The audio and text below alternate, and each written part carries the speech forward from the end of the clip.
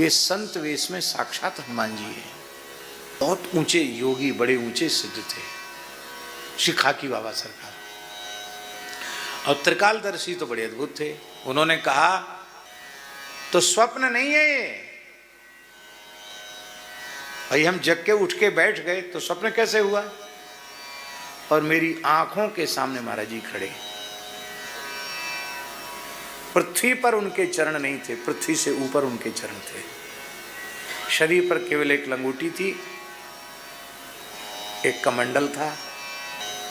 आपको विश्वास नहीं होगा और विश्वास न होने से हानि भी हो सकती है,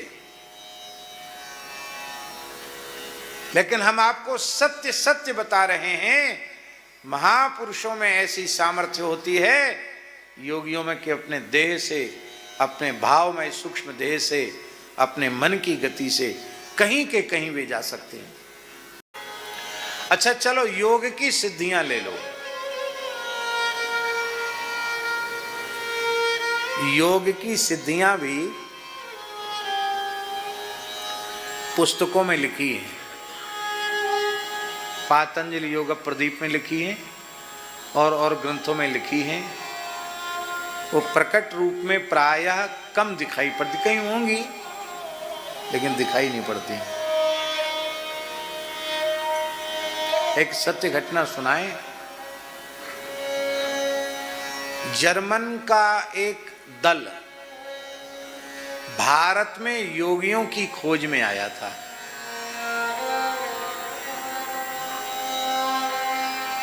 जहां जहां उन्होंने सुना बड़े योगी हैं, वो दल पहुंचा और उन्होंने अध्ययन किया। वो खूब पढ़े लिखे लोग थे। और अंत में सबकी ये उनकी समझ में ये आया, यहाँ योग पर व्याख्यान देने वाले तो बहुत अच्छे हैं, ज़्यादा से ज़्यादा आसन प्राणायाम करने वाले लोग हैं, लेकिन योग की जिन सिद्धियों का इनकी पुस्तकों में वर्णन लिखा है, उस प्रकार की सिद्धियों से संपन्न व्यक्ति नहीं है। प्रायः दंभी पुरुष हैं। और उन्होंने अपनी पुस्तक में बहुत ऊटपटांग बातें भारत के योगियों के बारे में लिख दी।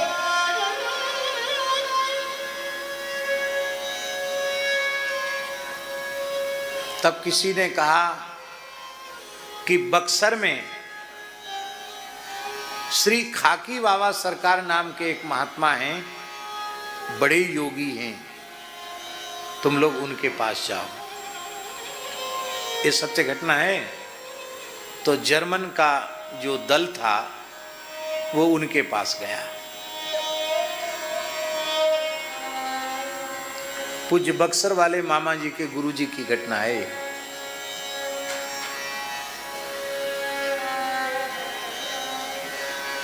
अब वो विचित्र महात्मा थे ठाकुर जी, खाकी बाबा सरकार। बाहर से लगते नहीं कितने सिद्ध हैं। अब आप इसी से विचार कर लो, काशी हिंदू विश्वविद्यालय की नींव रखने में मालवीय जी ने, महामना पंडित मदन मोहन मालवीय जी ने अत्यंत आदर पूर्वक उनको प्रार्थना करके बनारस बुलाया था और काशी हिंदू विश्वविद्यालय की 5 ईंट उनके हाथ से रखवाई मालवीय जी ने। अब वो उधर की भोजपुरी भाषा बोलते थे, तो काहो मलविया ऐसे बोलते थे, मालवीय जी को मलविया बोलते थे। तो वहाँ के जो विद्वान थे काशी को, उनको बड़ा खराब लगा कि किस पागल को ले आए, आपको सभ्यता से बात भी नहीं करता। तो मालवीय जी ने कहा इनका तिरस्कार मत कर देना, ये संत वेश में साक्षात हनुमान जी है। ये मालवीय जी ने उनके लिए कहा था। बहुत ऊंचे योगी, बड़े ऊंचे सिद्ध थे श्री खाकी बाबा सरकार। और त्रिकालदर्शी तो बड़े अद्भुत थे। उन्होंने कहा खाकी बाबा सरकार ने, वैसे तो वो संस्कृत भी नहीं, सामान्य संस्कृत जानते होंगे, हिंदी बोलते, हिंदी भी नहीं बोलते थे, भोजपुरी बोलते थे। और उनके पास वाले लोग ज़्यादा पढ़े लिखे नहीं थे, तो जर्मनी वालों की बात समझ नहीं पा रहे थे ठीक से। तो बाबा ने सबको हटा दिया और खाकी बाबा सरकार उनसे जर्मनी में बात करने लग गए।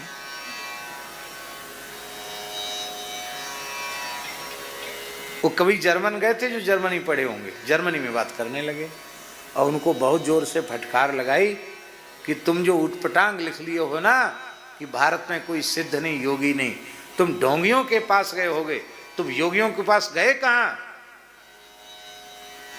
किस योग की सिद्धि को तुम देखना चाहते हो? तो उन्होंने कहा योगी लोग हमने सुना जल के ऊपर गमन करते थे, भादों की गंगा जी चढ़ी हुई थी और वो गंगा जी पर ऐसे चले गए जैसे कोई जमीन पर चलता है, पल्ली पार तक चले गए। 1.5 किलोमीटर गंगा जी का पाठ था। उसके बाद बोले योगियों का पंच तत्वों पर अधिकार होता है, वैज्ञानिक बोले। और आश्चर्य की बात तो ठाकुर जी ये हुई कि उन वैज्ञानिक उस दल ने कैमरे से महाराज का फोटो लिया गंगा जी की धार पर चलते हुए। आज भी फोटो है सुरक्षित। इसके बाद का योगियों का जल पर अधिकार होता है। तब आपने कहा ए गंगिया, गंगा जी को, ए गंगिया ये हम पल्ली पार जाना चाहते, थोड़ा रास्ता दो ना। तो इतनी बड़ी गंगा जी की बीच में से जगह खाली हो गई पानी की। अब वो पैर रखते हैं उतना पानी वहां से हट जाता है। पैदल पैदल चले गए, पैदल पैदल आ गए। बोले कहां जाना? आकाश में कि पाताल में? बता कहां जाके देखा हूं। चरणों में पड़ गए, ऐसे कांपने लग गए। तो योग की सिद्धियां भी कोई सामान्य चीज नहीं होती है। आपको विश्वास नहीं होगा और विश्वास न होने से हानि भी हो सकती है, लेकिन हम आपको सत्य सत्य बता रहे हैं। महापुरुषों में ऐसी सामर्थ्य होती है, योगियों में कि अपने देह से, अपने भाव में सूक्ष्म देह से, अपने मन की गति से कहीं के कहीं वे जा सकते हैं।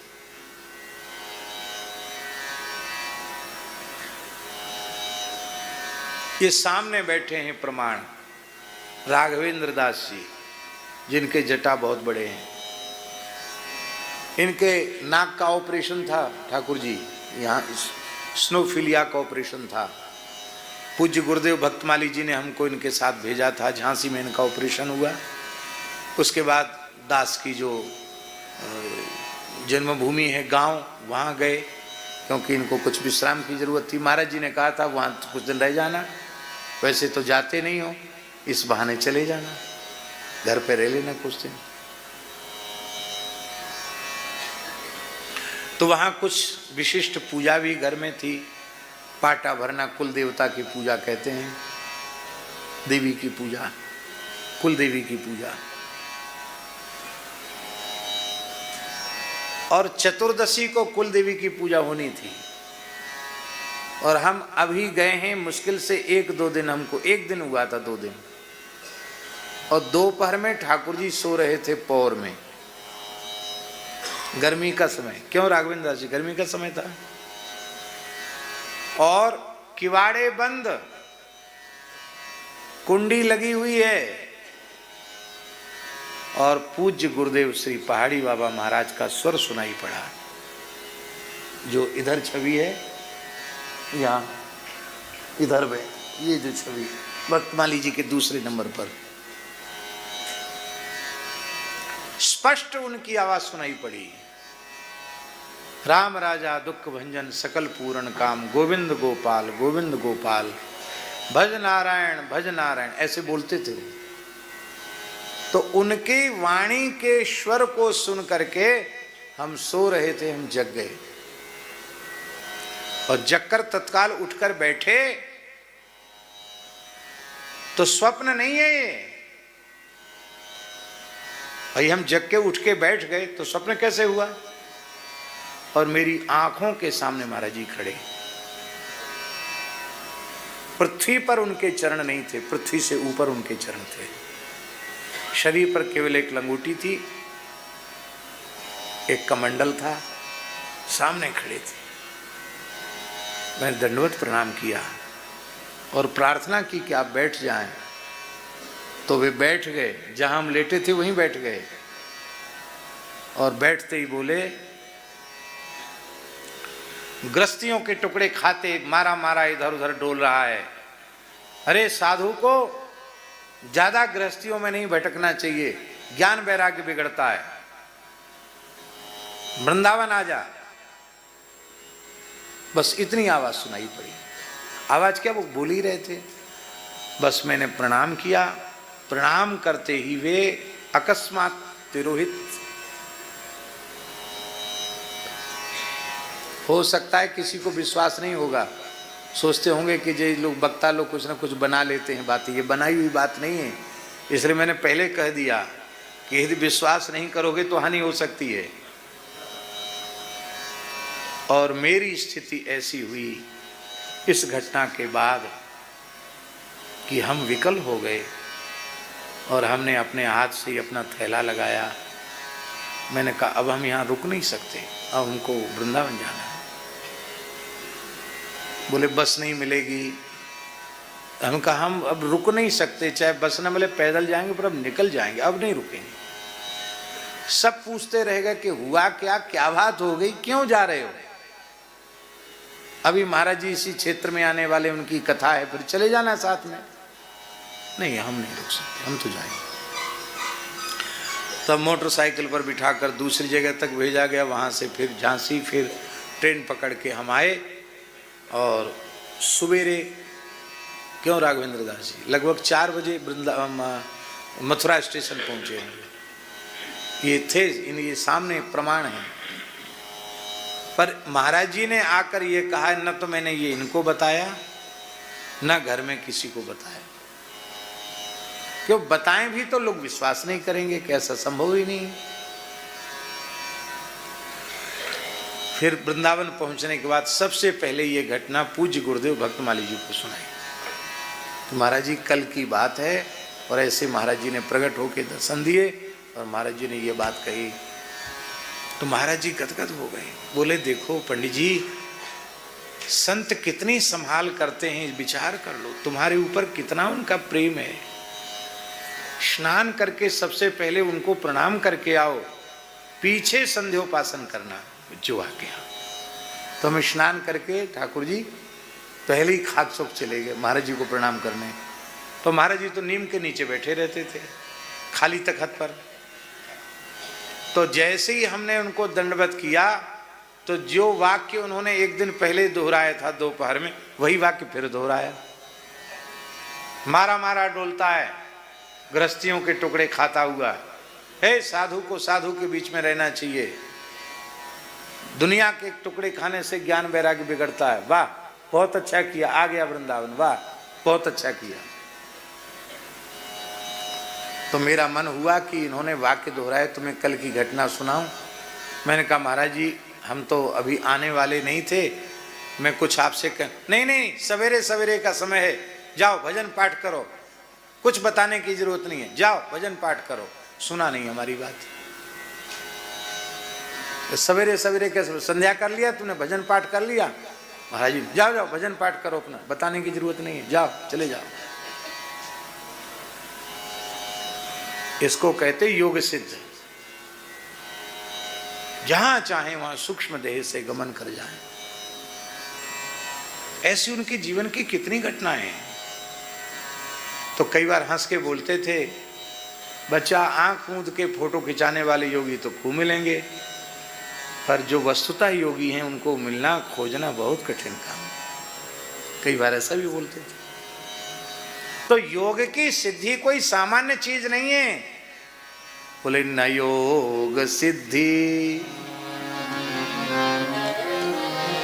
योग की सिद्धियां भी संस्कृति के चक्र में डालती हैं, लक्ष्य से भ्रष्ट कर देती हैं, मोक्ष प्राप्त नहीं होता है।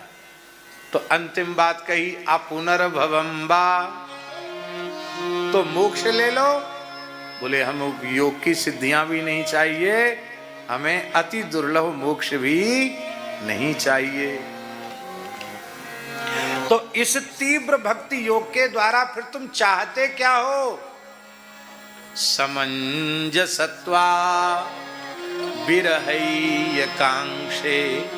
समंजस माने हे सर्व सौभाग्य निधे, हम तो आपसे आपको चाहते हैं, हमको और कुछ नहीं चाहिए। यही है वैष्णव का अर्थ।